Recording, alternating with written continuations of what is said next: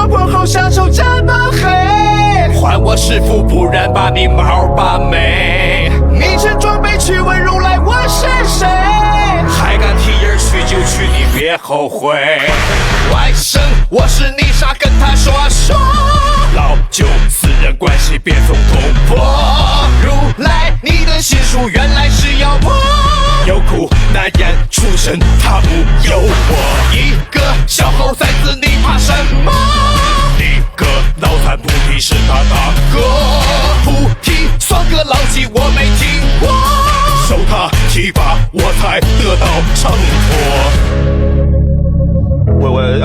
不，你俩整明白没有？不行，打电话让师傅过来一趟啊！这别闹了，悟空，你给他打电话干啥？他也挺忙的你。你赶紧把唐三放了，回保队上班去。哦。